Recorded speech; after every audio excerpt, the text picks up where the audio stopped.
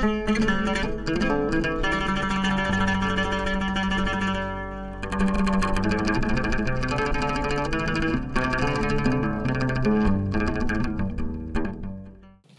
alaikum wa rahmatullahi wa barakatuh. Waxaan jeclaa marka hore inaan dhaho soo dhawaada. Welcome to the 16th Somali Week Festival London.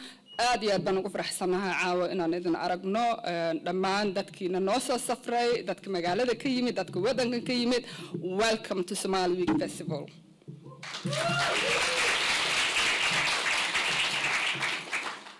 Inshallah waan isku qasaya Ingiriis iyo Somali maadaama aan Somali nahay. Soo dhawaada. Caawa waxayna la joogaa marti sharaf leh. waxayna la joogaa dadkeeni dadka ugu muhiimsanaa, waxayna la joogaa artistiyaal baa nala joogaa, waxayna la joogaa abaabiyaal, community baa nala joogtaa, sponsors baa nala joogaa, waxayna la joogaa qoraa, waxayna la joogaa maasha Allah looma kala harin dadkii sameynaya dhaqankii iyo culturekii iyo heritagekii Soomaaliya dhan ay lahayd baa inala joogaa. waxaan idin leenahay welcome.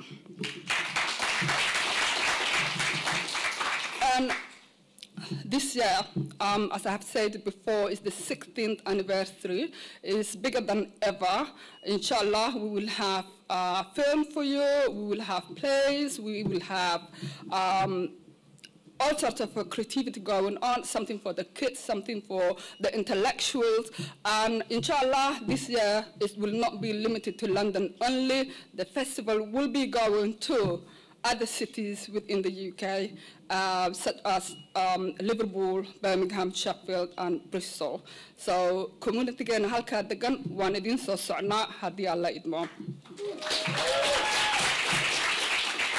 The theme for this year would be about the creative world and about the environment. And inshallah, we will have a lot of discussions about the impact the environment is having. We will have people who are making such a wonderful contribution. And it will be hopefully an interactive thing that we can all contribute to. We, once again, on behalf of Kate Arts, like to thank you all for attending. And we hope that you would continue to attend, and we hope that you would participate and come from tonight, 18th of October, all the way to the 27th, inshallah. And without further ado, I would like to thank our organizers, I would like to thank our sponsors, and all of you just for coming tonight. Thank you. And now I would like to welcome our presenter tonight. MashaAllah, we've got Samira Musa, and I would like to welcome her to the stage. Truly honoured to be here again. My name is Samira, as you heard. I'm the commissioner for Netflix. I currently do series. I've been part of the festival. I've been coming to the festival about 8 years. Actually, I was introduced to Ali Naji, who's currently doing the photography. And then a couple of years later, Bar, wherever she is, my lovely, she's right there, asked me to start helping out in the background. And Ayan was like, yeah, just get on stage. I was like, I do behind the camera, not in front of the camera. But here I am, year after year, she pulls me up here. So you have to endure this too. I've genuinely appreciate being at this festival because it is one of the only spaces where we get to celebrate our successes, mingle with each other, and also just kind of like have a great time all in time. So without further ado, I'd like to bring the founder and the person who calls me on the phone every October, Ayan Mahmoud, to the stage, please.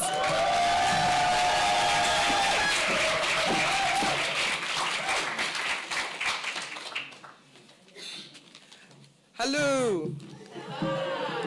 It's absolutely exciting to be here again. I have tonight, I think as organizers we have done our job, so we're going to relax and enjoy how the week goes. So we're going to say over to you. I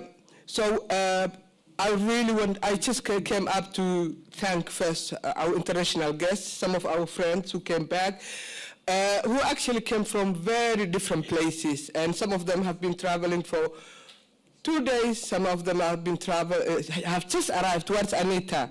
Anita, where are you? She literally just arrived from Germany. Can I first have Boderi? What's Boderi? Boderi. Saeed Salah, one of our greatest poets. We just arrived 2 days ago from Somaliland, so although he's, you never know where he is. If you call him, he's sometimes in Djibouti, sometimes in Minnesota, but thank you, he's just not come from Hargeisa. Can I also, Kadar was, some of you have seen Great Digger's Wife 2 years ago. He came back all the way from Chikchiga. What I like about Kadar is art's also about solidarity. You know, he's always coming back to support his peers. So also Ahmed Farah Ayala, last year he's here, he's visiting us again. Thank you. Anita, of course, tomorrow we are also Christine Al Farah is going to be here with us. She's from Sunday. But go see her and Amna and Sagal, who just came from Tusho last night. Our headliner for this year is a great Waperi singer, very famous, who will be arriving in a moment, but please Sunday, together with Nashad, who just is taken off from Addis Ababa, so hopefully they arrive tomorrow morning. So Ahmed Ali Igal and Nashad and the other guests will be at the final. Dalmar Yara, Hanad Yara, so a lot of stuff. This year Somali Week is full of music, young and old. We got some rap, we got some oldie, classics, you know. So that's a spot and something for everyone. I want to also kind of highlight one of our what we're trying to do is also kind of make Somali art accessible to others. So that's why I'm very proud to introduce you to Alto, who has not only translated this year's Yasmin's work, but have translated the great Hadrawi, the great Garia, and that's why you can read some of our great literary men in English. So can I say thank you to Alto? Where's Alto? There. He lives in Finland. Really, he's a kind of, you know, he does the work of like 100 people. Also, I already said Yasmin arrived from Addis. You can see, yeah, very young, but mom and playwright, filmmaker. But she's this festival as a poet, and she will read with her English colleagues, Somali poets, and as part of London Festival at South Bank Centre. Please, Friday, go see her. Good to have you, Habo. One of my colleague and writer, and can I say welcome to Chama? Somali Week Festival, you just join us, but you never leave. So a podcaster, young writer from Minnesota, she volunteered for Somali Week Festival years back. She lives in the US, and this year she's joining us as creative. Where's Amina? Amina, Habo? She's hiding somewhere. Yeah, all the way at the back there.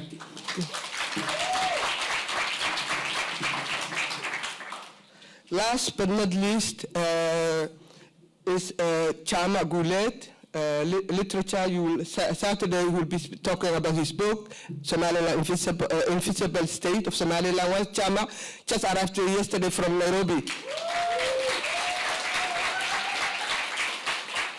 So I'm forgetting a lot of people, but this is our people who are here. Our musicians mainly are, you know, resting. You know, they have to. Some of them are also recording for the final. But we would not all be here if it was not our supporters. And first, I want to thank our principal supporter, which is Art Council of England. Round of applause for Art Council. We are also proud to say it was very difficult. We have been in kind of quite 14 years we were project. So every year we had to apply for funding with the Art Council. You never know whether the project is going to happen. But 2 years ago we became an Art Council portfolio organization for 3-year funding. So. So we are also proud to be one of the smallest organizations that's portfolio organization. Also, Dabshil has been with us from the beginning. Thank you, Dabshil. Some of them are people are here. Our friends, Kyrgyz Foundation, has been also with us for the last 10 years. Also, big thank you to them. Some members are here. But I want to also kind of give you special attention to, I don't know whether some of you have seen last year, but one of our actually became increasingly our biggest supporter and funder is HATS. HATS is a logistic company. Simply, they have not so much to do with Somalis, but some Somalis are working for them. And I know the management is here. Alex, Hodan, and Fatia. Where are you? Thank you. Really big shout. It's that kind of generosity, really, if we don't have it, Somali Week Festival would not happen. So thank you again, Alex, the whole HATS team, and some of the staff are here. Thank you for joining us again. Magan Taxi, I'm going to mention them because just to show the kind of support we have in the community, and that's the Community Sun Festival. I want to also thank Magan Taxi, Mahad and his colleagues from Bristol, Tower Hamlets,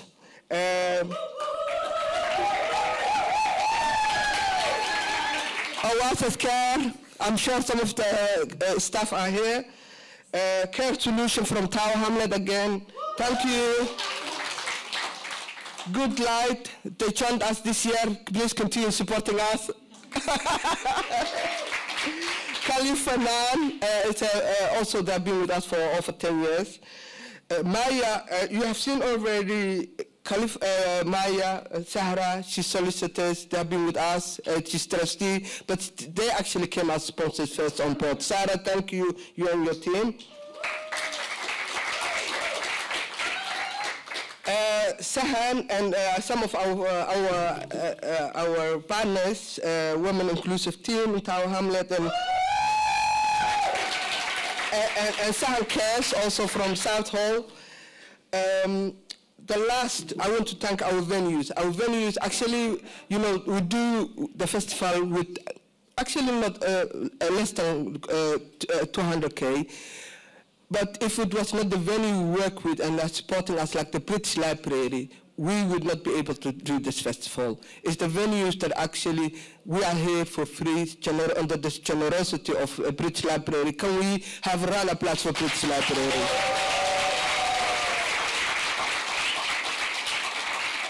Can I also have a round of applause for Poetry Translation Center, who made Somali work accessible to the rest of us.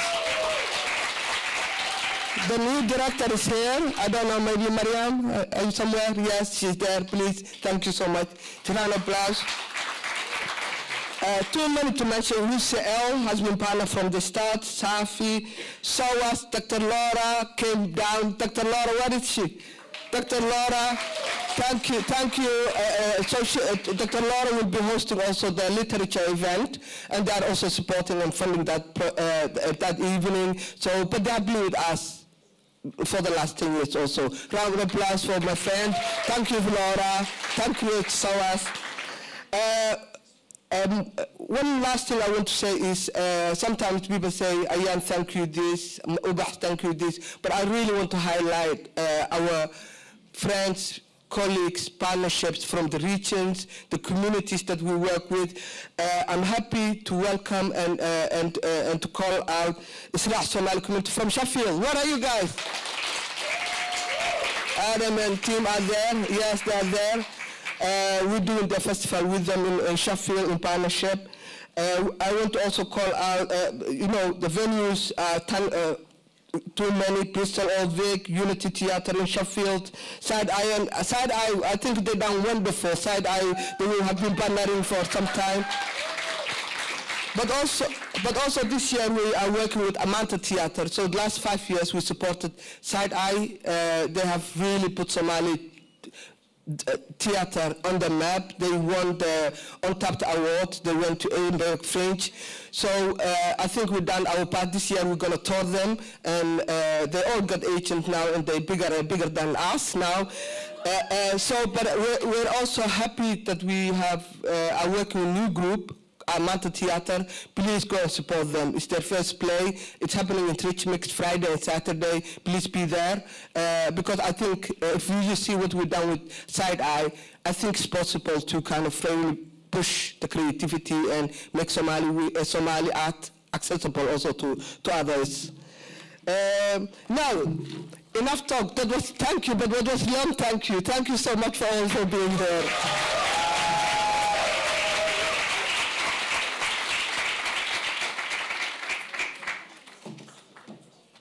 I need the energy of the Tower Hamlet crew because that was amazing.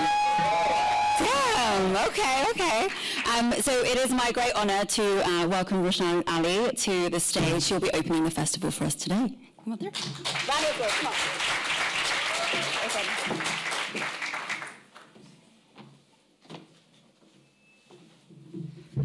Well, good evening, everyone. Assalamu alaikum. Well, first of all, it's a great honor for me to be here as the re-elected Member of Parliament for Bethnal Green and Stepney. Thank you very much. And also a newly appointed minister in the Ministry of Housing, Communities and Local Government. It's a great honor.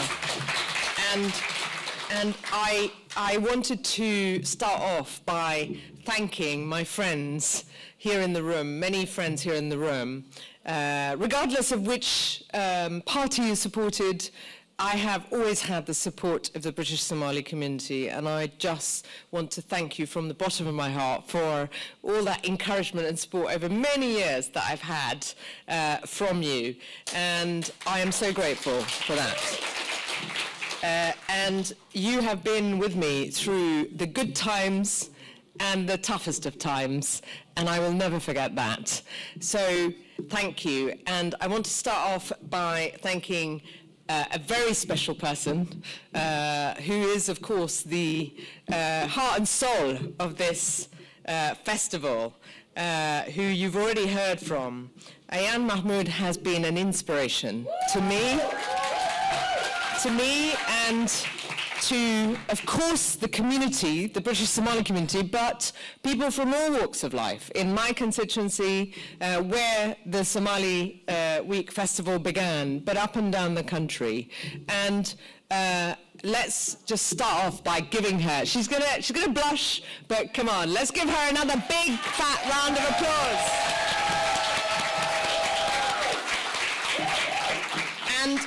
And of course, you know, many of the best things begin in the East End of London. Yeah! I think we're in the Prime Minister's constituency, aren't we?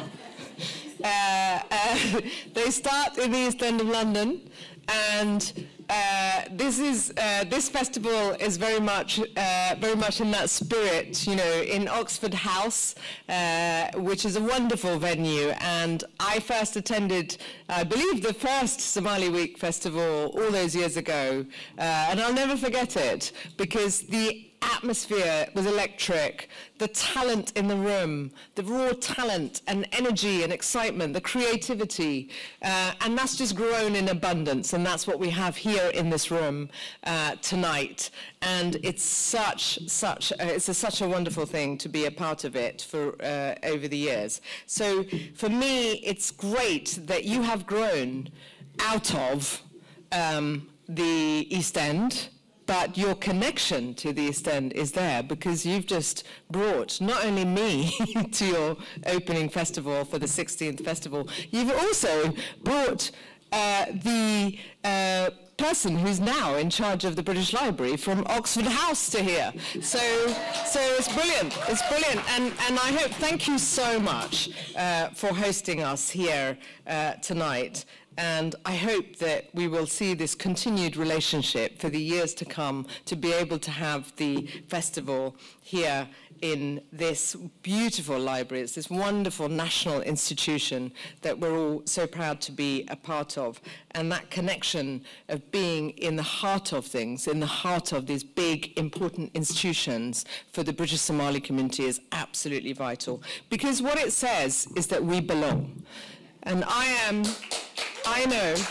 know how important that is. And that's why being in institutions like this, being in these historic buildings and celebrating and marking the best of Somali culture, heritage, and what we contribute. I keep saying we, because I'm in my head, I am an honorary Somali.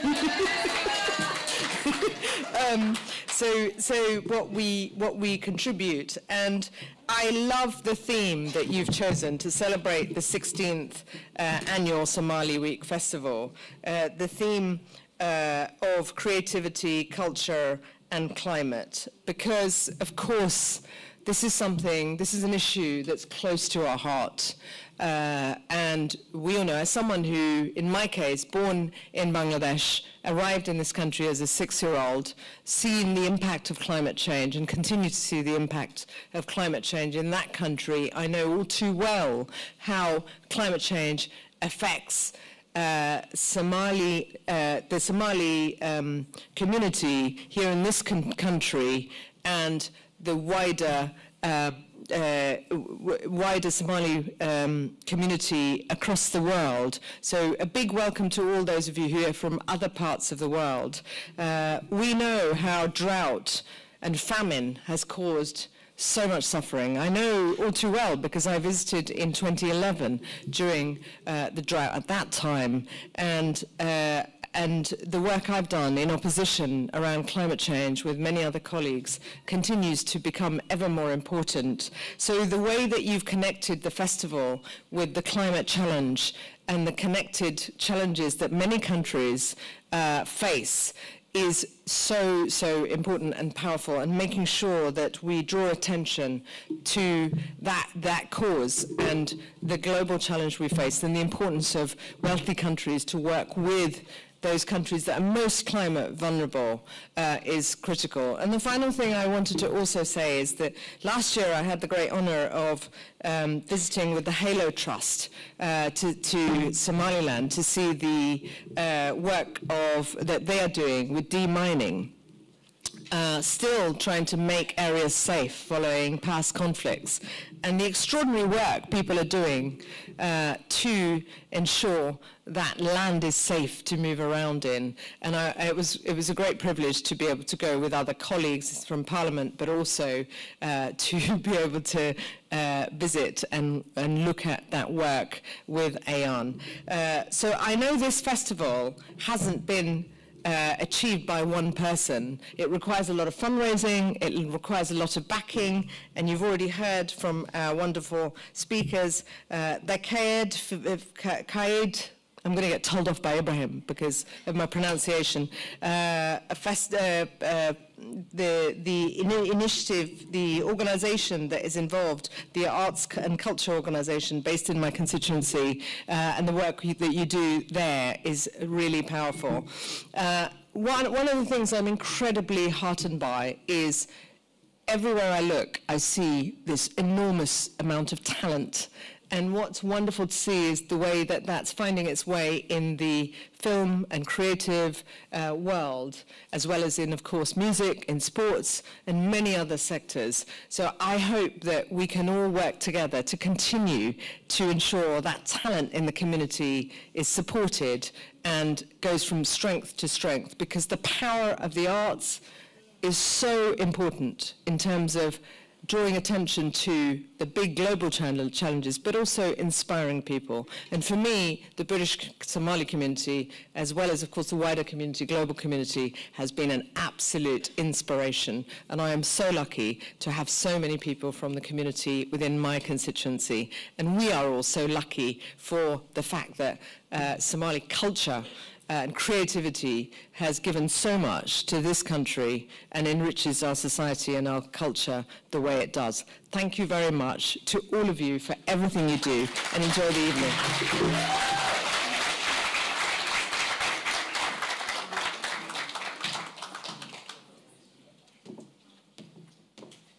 Wow. That's what you call an ally through and through. Please give a round of applause for Roshan Ali. Come on. You guys can do louder than that. Tell Hammer, guys. That's it. Amazing. So the next part of the evening, we're going to have an incredible conversation with my dear friend now, Sada. We're going to come onto stage and we're going to talk about archaeology, which is a subject I didn't know nothing about until 4 days ago, which is going to be amazing. All right? So this is all going to be a learning curve for all of us. Just give us a second to set up and then we'll get the conversation going. Welcome, everybody. So we have Dr. Mears. Can everyone hear me okay on the microphone? Yes, crystal clear, fantastic.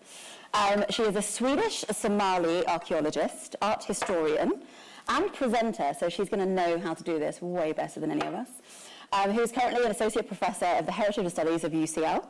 Fantastic. She's also a public intellectual and heritage art activist, which I really would like to know more about that. What does that actually entail? And in her 2014 TED Houston talk, she argued that cultural heritage is a basic human need, which is actually a very good. Come on. She's not done. The Hay Festival of Literature and Arts selected Mira as one of its 30 international thinkers and writers in 2017. That deserves a round of applause. And you became the director of Antiques of Somalia in Somaliland in 2007. Damn. Okay, well that's a great introduction to this conversation. This is an amazing resume, CV, but what I'd love to know is, like, what's behind this? Who are you? And how do you want to introduce yourself to this audience today? Let me start by showing you a video. Amazing. We're going to start with a video. Yeah. You can help save the heritage of the Horn of Africa. This region is the cradle of humanity. It hosts a unique world heritage with rich and diverse ancient cultures.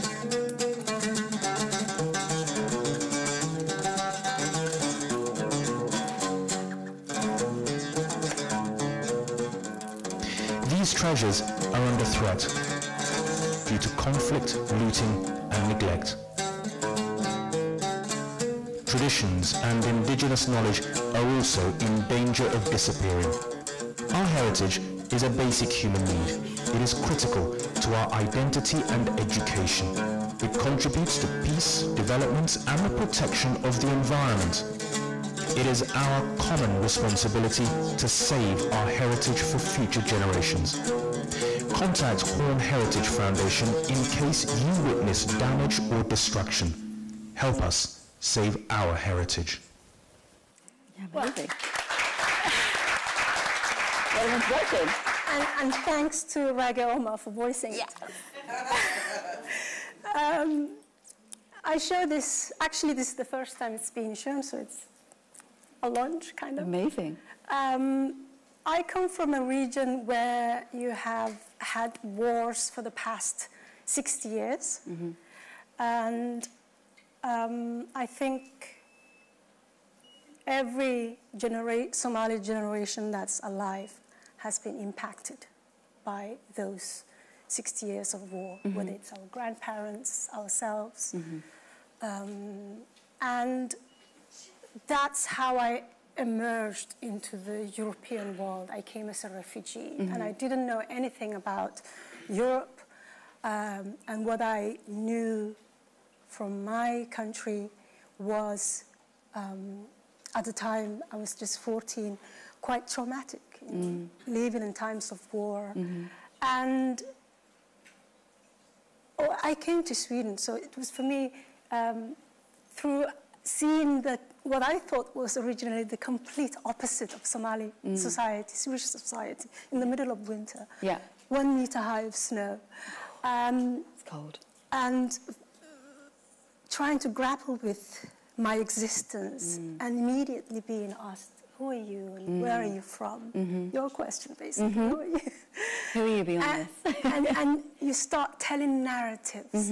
And these narratives, you're constructing them sometimes for the first time in your life, because you've never been asked who you are when you live in a society which you take for granted. But then I realized, actually, I knew very little about myself, my people. I couldn't really tell them more than what they could read in the news. There was a war. Obviously, I could say things, sometimes things that were, could challenge them in their perception of this one narrative. But I didn't have much evidence to back it up. I just had a dim awareness of the pride that's instilled in all of us. And I started reading literature and Scandinavian literature to understand Sweden. And I understood that Sweden, just 100 years ago, was suffering extreme poverty to the point where 1.2 million people ended up in the United States as basically, looking for a better life, just as I was from running away from conflict. So I realized, actually, what has been happening in our region has been happening only the past 60 years. And then I started going back and looking at what was there before. And then basically answering questions that I've had as I grew older and read more and understood things more. And I was studying Scandinavian archaeology and thinking, but do we have pre-Christian heritage as there is pre-Christian heritage in pre-Islamic heritage as there is pre-Christian heritage in Scandinavia, the sites I was digging, the Viking Age sites, and also realizing that the world was really connected. Scandinavia, where I thought was just so alien, I was the only person who could decipher the Abbasid coins we were digging out from Viking sites, written in Arabic. Kufic Arabic, which I learned when I was a child in Mogadishu, and there I was thinking, yeah, I know how to read this. And so it really gave me this idea of how everything's interconnected, how we are really, very small world, but we make it big because we have this, these narratives that exclude people and kind of. So by kind of like exploring your own narrative and trying to piece together what that felt like. We've all been there, I'm sure, as we journey through different countries and finding sovereigns in spaces, and you then found that archaeology was a way of piecing together the heritage through both in Scandinavia, in Sweden, and also in Somaliland, where you ended up starting this project off. Absolutely. And for me, it has always been the bigger picture, because once you've become a refugee and you've left your country, you don't only belong in one place. And going back to the Horn of Africa, and it started off in Kenya, actually. My first research was in Kenya. And at the time, I had just done a faunal analysis studying animal and human bones. And I joined the mission in Kenya and analyzed some bones, wrote the report, sent it to whoever requested it. And I was moving on to Somali archaeology. And then they called me and said, in your report, you wrote that you found sheep teeth. And at the time, I didn't know anything about African archaeology and all these, because archaeology, much like history, is a result of its time. So there were concepts and reflections of the past that were more projections and interwoven with the political systems of, say, during colonial times. And I didn't realize that these elements were also prevalent, because coming from Scandinavian archaeology to African archaeology, I just trusted, you're a scientist, you learn a tool, you apply that tool, you apply. And then I heard, no, you should not have found sheep teeth, because at this time in this area of Lake Victoria, there were hunter-gatherers, but you found sheep teeth. And then the date was 3,500 years ago. Wow. And sheep and farming is only introduced the past 1,500 years from Bantu people who moved from West Africa. And the idea was that the people in East Africa were hunters up until then. Yep. So people who come can take the land. And the archaeologists were not very critical about the materials that they were excavating, and they were just looking at it from the perspective of just everything before 1,500 years was hunter-gatherers. So the colonial system was then these people who live here did not use the land, hence we can take it. Most of them, and so it was politically connected, and I was just blown away by the fact that we had these sweeping assertions about our past, and especially a continent where very few of its people are archaeologists. And most of the people who are studying it are from outside. And then how are we ever going to really write our own history? And So help me, when we go back that far back in time, obviously the perception you're saying was that we were hunter-gatherers for a certain amount of time, and that was all we were in that region for the time being. But based on your research and what you managed to uncover, there was so much more to our history, right? Exactly, and this is very much related to climate and environmental changes. So what happened is that people were farming 5,000 years ago in the Horn of Africa. The images you saw, the first rock art pictures you saw are from Lascaux. Yes. It's 6,000 years old rock art. So we already know the people in the Horn of Africa were pastoralists. But rock art cannot be really dated as well as excavated material. Okay. Help us understand why. Exactly. Tell us. Well, that's because it's not excavated, so you don't have a cultural layer. Yes. So the organic material you get can only give you an indication, and we don't really trust as much. What we date by is, luckily, if we can find images, well, the images we see on the rock art, if we can excavate something that has that image. For example, the rock art in Lascaux and most of the Northeast Africa are dated because of pottery we found in Nubia, where you have the same depictions as the painting in the pots, and then you can date the layers, and that way you do that. There's a lot of interconnection between different parts of Africa as well, not just the Horn. Absolutely. So you have a whole society with complex cultures, but also adapting to environment. So when people in Lake Victoria, the people whose faunal material I was analyzing and who lived there, they were feeding off everything they could get, including being farmers. So they were not stopping for anything. You're hungry, you eat what you have. What happened after that is that people change subsistence economy due to the environmental changes.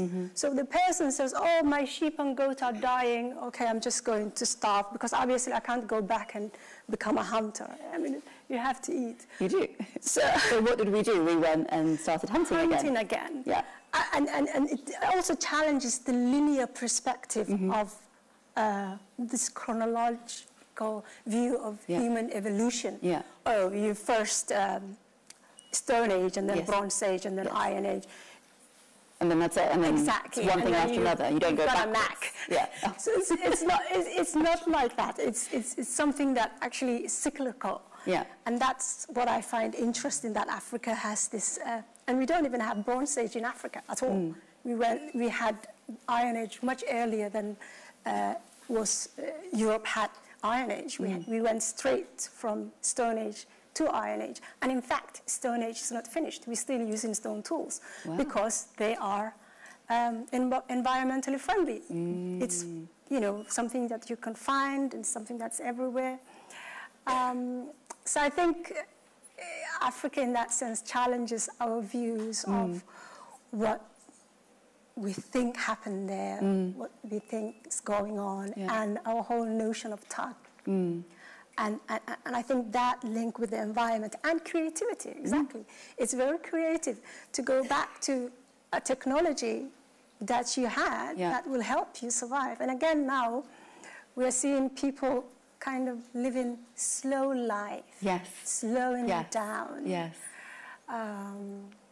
In the way that we evolve as human beings, right? We go speed up and everyone's on their phones, and then everybody's now mindful and meditating and yoga, and then at some point we'll go back to phones again. It's this constant evolution, right? I'd actually like to ask the audience, how many of you have a pen and paper in your bags? Let's put your hands up. Okay. How many of you have a smartphone? Put your hands up.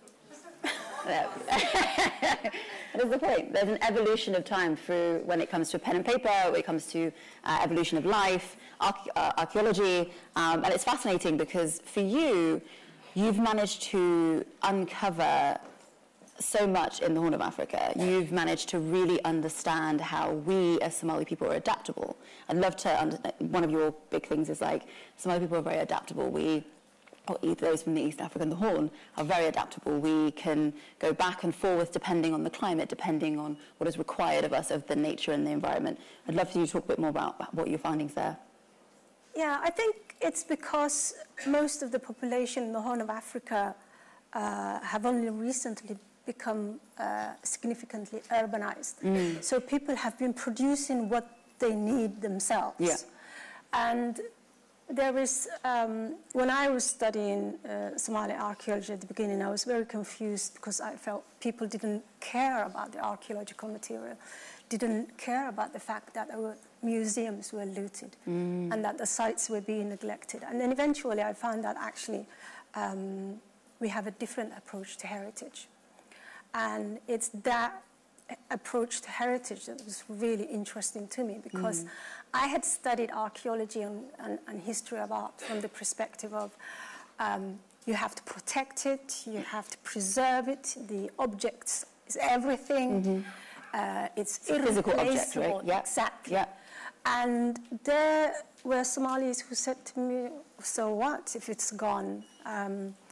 And then I would show them pictures and they would say, oh, actually, you know, I know how to make this anyway. And I'd say, how do you know? My grandmother taught me. And this is where you find the best raw material and you use it this time. And so they had the whole, we call it in archaeology, chaîne à partoire, which is the chain of production. So they knew everything I needed as an archaeologist to know about that. When it's made, why, who, where, what rituals. And then I started thinking about my own past, and I realized every summer I was sent to my grandmother, and she used to teach us how to make the Somali hut. And how to fetch water, and she would take us to the countryside and teach us medicinal. And then eventually when we became refugees, and left our very comfortable house, that's what we went back to, because all of a sudden we were in that landscape. And you have to use what you have in your head, your knowledge. So that's what I call the knowledge-centered approach to heritage. And it's the sense that you use what, you only produce what you need, and it's all organic. And because we are nomads, everything has to fit in on that camel, and we are adaptable, as you say, so we're moving around. And that moving around is, people think that these nomads are just looking for water and they're exhausting one place to the other, and then moving on. It's actually interwoven with our ideologies and our belief systems. So people have, for example, concepts of environmental protection that are tied with religion. So for example, they would say that forest is sacred. We won't go there this time of year because this and this is active, that and that spirit is active. So we're already aware of a lot of this based on the knowledge share and based on ancestry knowledge, essentially. Like we love storytelling, right? As Somali people, we love to tell stories, write poetry, and do all those things. And actually that's kind of the knowledge center that you're saying, is that we actually harbor it internally in us. And that's why we continue to share and we continue to pass on all of those information to our children and vice versa. Exactly, and a person like me was not needed in my culture. I know that feels a bit weird to say that. I'm only needed now because we've lost so much. But people, so for example, I come and I arrange a project on environmental protection. That would be ridiculous if we hadn't had wars, if we haven't had displacement. Because already there was a system in place, indigenous system of knowledge in place to say, oh, this forest, we're overexploiting this area. And then the notion of the spirit comes to protect. You don't go there certain times of the year. And why do they say that? Because people want to believe that if they go there, there will be a curse because they are overexploiting the land and there is a spirit. But it's a way to actually regenerate the forest. So they have their own mechanisms to do that. So how are you bridging the gap between, say, what we would say center approach, right? Knowledge center approach, and essentially archaeology? Like, how is the work now kind of combining the two worlds? I think for me, it's already integrated in that, in the way I see it. A lot of the work I do is very multidisciplinary. So for me, the way I teach archaeology and practice archaeology is extremely multidisciplinary. There is no need for me to do archaeology. I'm not interested in the past. Hearing this from an archaeologist. I'm not interested in the past for the past's sake. I'm interested for what it can answer, what questions it can answer today, and what we can learn from it. So archaeology as such is just one tool, and we can use it for certain things, but there is folklore. So a lot of the work I do is very much connected with folklore and language, because a lot of our philosophy, my work is very much about the archaeology of ideas, and my recent book is on ideologies. And I had to use a lot of anthropology, a lot of linguistics and folklore in order to understand concepts, because objects can only tell you so much. Wow. And so the ideologies and the ideas we have are in our language and the way we continue interacting with the landscape. The material culture's there, but it really doesn't speak. And that's why it's really important to now capture these traditions before they die away, and to learn our language, to record our traditions and practices. And also the creative ways that we are dealing with droughts and famine. Just in the example of Kenya, going back to, hunting. Because of the environment and essentially climate change. Help us understand, those in the room, the majority of them are what you'd call the diaspora. Some were born in the Western countries, some migrated at a very early age. And why should we care what is happening in the Horn of Africa right now in our home countries when maybe we visit once a year, or maybe we only see the great side of it all? Like, why is archaeology important to us, and why should it be at the forefront of our minds? I'd like to show a film. Of course. Let's see if it's here with the... Let's watch this. It seems Somali, so I'm...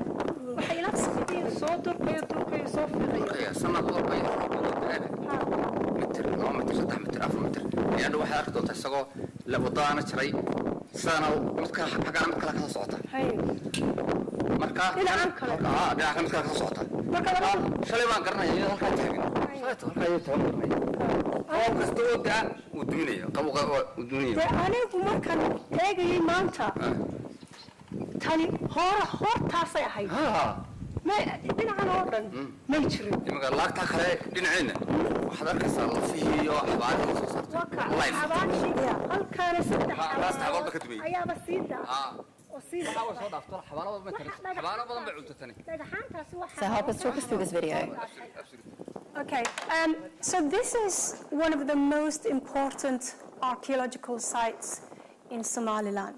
Okay. I'd probably say the most important. Why? But I've been working on it for the past 17 years. Yeah. It's Ober Khadle.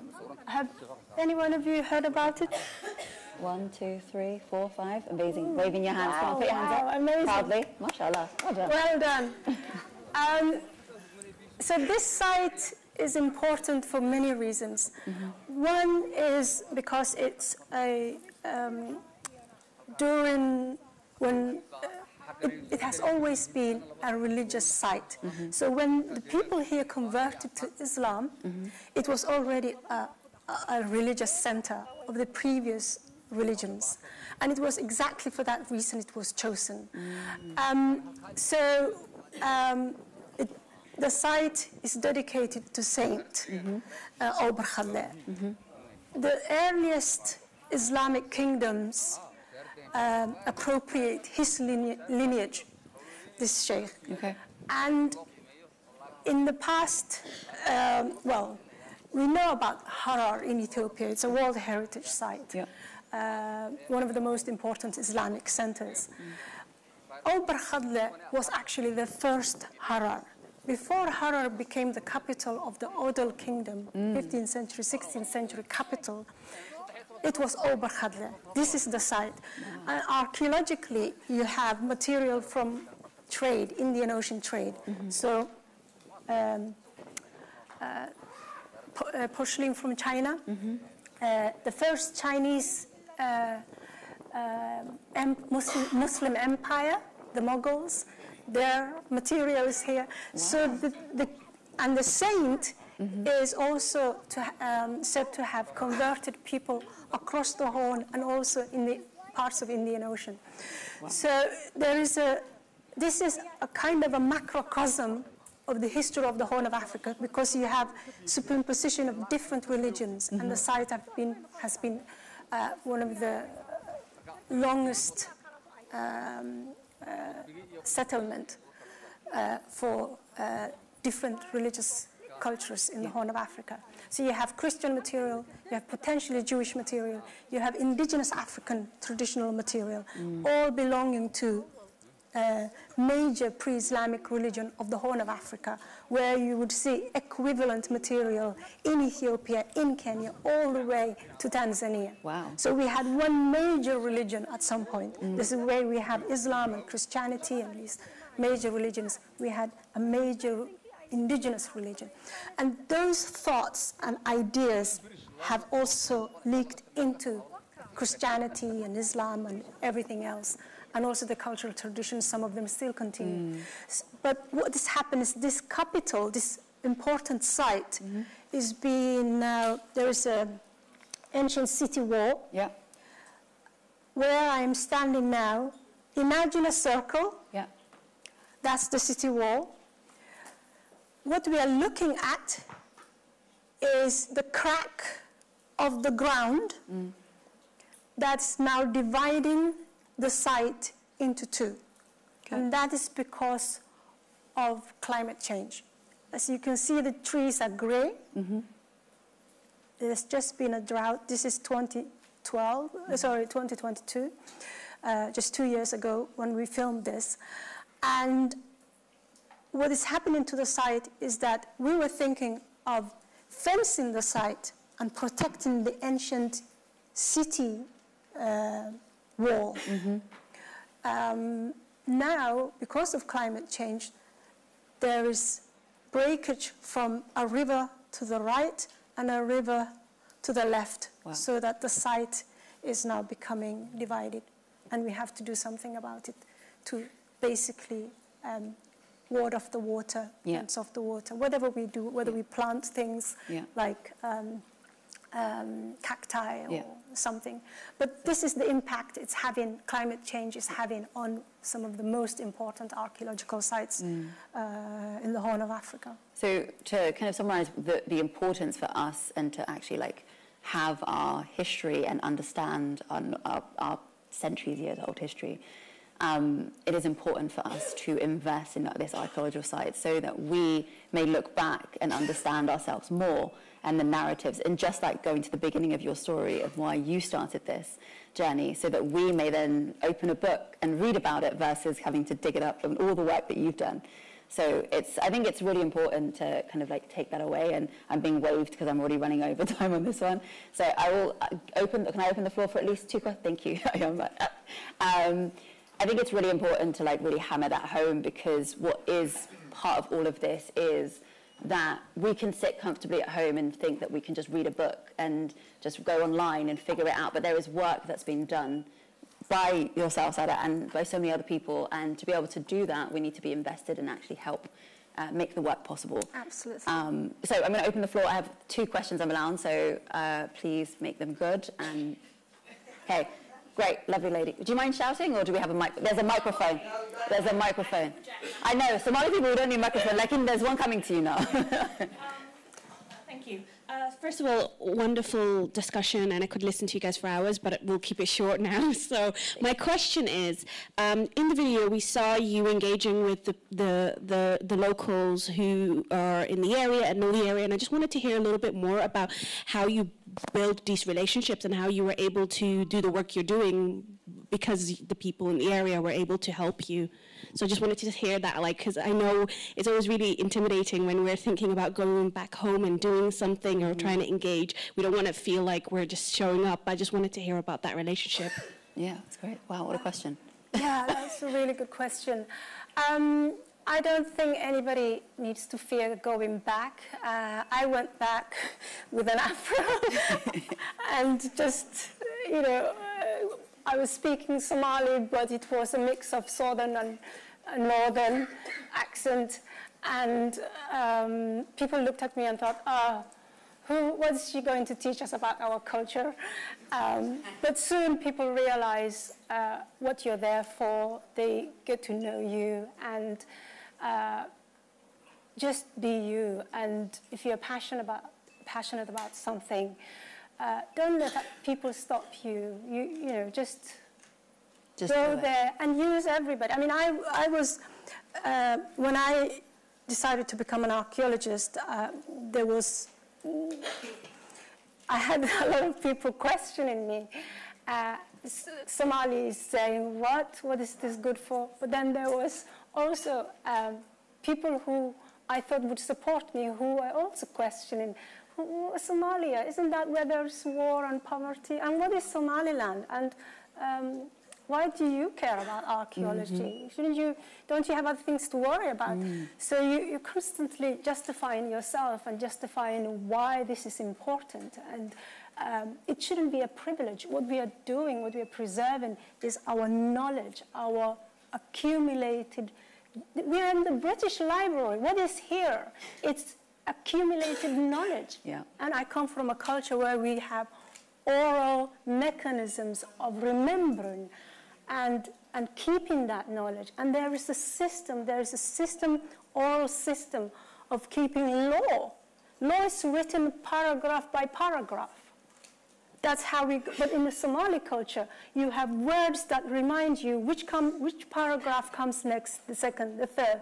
You speak in a whole different language that only that person, that legal person knows. And we had genealogists who are specializing on that, and genealogists who are specializing on poetry or material production. So we have systems that didn't need to be written down, but it's not much, it's not less important. Everybody adheres to it. Laws are there, and people know each other. Yeah. So I think it's that sense of finding the natural interest in you for what you want to do there, and I think people see that in whoever that comes, and I mean, they looked at me and they would say, "Oh, you look like you should go Dakan Elsa," instead of telling us about our culture. But then I was raised by my grandmother, and I would just talk to them like my grandmother, and I would recite poems, and they would say, "What? How did you learn about this poem?" And I used to actually make them fight each other by saying words. Oh, you from this clan? Oh yes, there's that poem about you. I know this. And they would, amongst themselves, and tell them the work.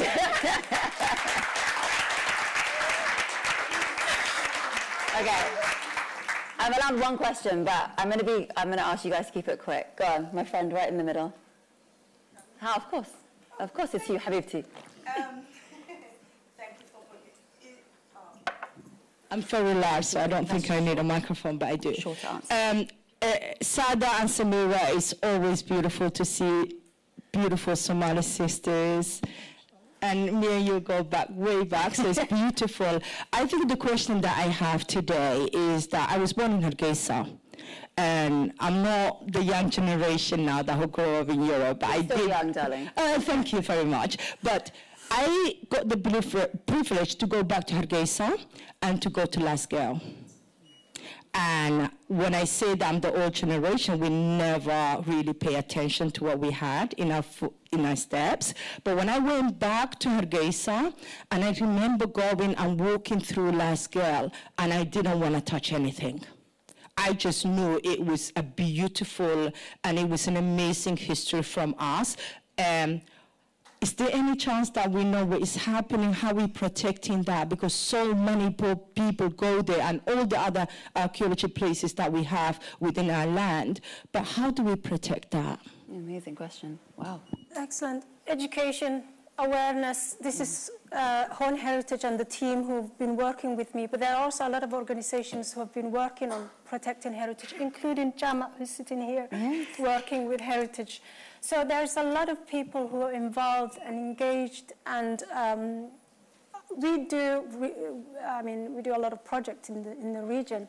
But I think awareness, education, self-educating yourself. This is a digital museum. You can sit on your own time, study it, read about it, watch. There's one of my favorite things in there is a blind potter who has been training people. She's about 90, and she's fourth generation of women in her family alive, all doing pottery. But she's blind, and that was the person who's left this heritage. And if a blind person can do that, I think we can do a lot. Amazing. Thank you so much. I appreciate you guys.